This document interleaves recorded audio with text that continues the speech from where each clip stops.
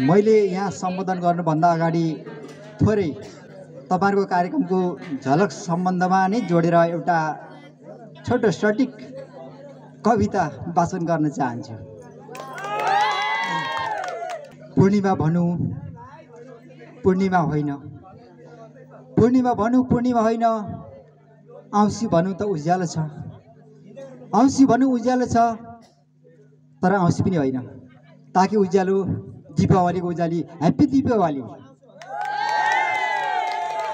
यस कार्यक्रमको सभापति महोदय, हाम्रो यस कार्यक्रमको आकर्षक व्यक्तित्व हाम्रो वडाका हाम्रो जिम्मेवार व्यक्ति वडाध्यक्ष आदरणीय पाण्डव राईज्यू, यस कार्यक्रमको शोभा बढाइदिनुको लागि विभिन्न ठाउँ कुना कन्दराबाट आफ्नो हरेक समस्याहरूलाई आफ्नो हरेक कामहरूलाई थाती राख्दै हजुरहरू यहाँसम्म जति कठिनपूर्ण तरिकाले आउनुभएको छ, यहाँहरूलाई पनि कार्यक्रमको तर्फबाट र म व्यक्तिगत कुमार राईको तर्फबाट पनि यहाँहरूलाई स्वागत गर्न चाहन्छु।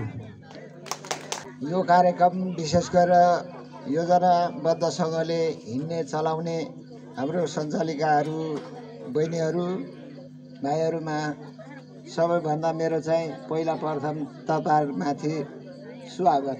हामीलाई स्वागत भन्नुभयो, तर तपाईहरुलाई पहिला प्रथम स्वागत। म चाहिँ के भन्नु चाहन्छु भने जति पनि उपस्थित हुनुभएका गण्य मान्य जनप्रतिनिधि पदाधिकारीहरू सम्पूर्ण उपस्थित हुनुभएका यो कार्यक्रममा विशेष ध्यान दिएर आउनुभएकाहरू सबैजनामाथि मेरो नमस्ते। अर्को कुरा के लागिरहन्छ भने आज अलिकति खुसियालीका कार्यक्रम जस्तो लागिरहेको छ। असहायहरूको लागि केही सहयोग रकमहरू हुँदाखेरि रात गर्न सकिन्छ कि भन्ने एउटा कार्यक्रम त्यो राम्रो लागेको छ।